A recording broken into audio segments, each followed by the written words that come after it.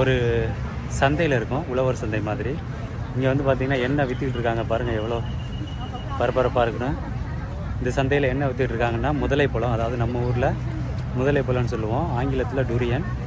இந்த டுரியன் பழம் வாங்குறதுக்கு மக்கள் பாருங்கள் எவ்வளோ ஒபீடியண்ட்டாக எல்லாருமே வரிசையை வந்து பின்பற்றுறாங்க. நம்ம ஊரில் மாதிரி அடித்து பிடிச்சிக்கிட்டு இல்லாமல் நல்லா வரிசையில் நிற்கிறாங்க வாங்குறதுக்காக. இருங்க அந்த பழத்தை காட்டுறேன். இதுதான் அந்த சந்தை, டுரியன் பழம் விற்பனை செய்யக்கூடிய சந்தை. இப்போ பாருங்கள் எல்லோரும் கூடையில் இருக்குல்ல, எல்லோரும் போயிட்டு அவங்களுக்கு தேவையான பழத்தை எடுத்துகிட்டு வரணும்.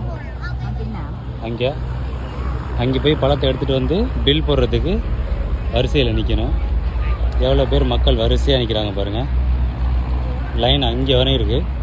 இப்போ பாருங்கள் எவ்வளோ பேர் வரிசையாக நிற்கிறாங்கன்னு.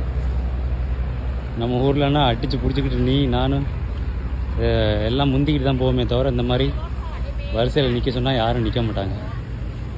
பாருங்கள் இருங்க கிட்டத்தில் போய் காட்டுறேன். இந்த முதலை பழம் மார்க்கெட். இந்த பழம் வந்து பார்த்திங்கன்னா கேன்சருக்கு ரொம்ப நல்லது. இதை வந்து நம்ம அடிக்கடி உணவில் சேர்த்து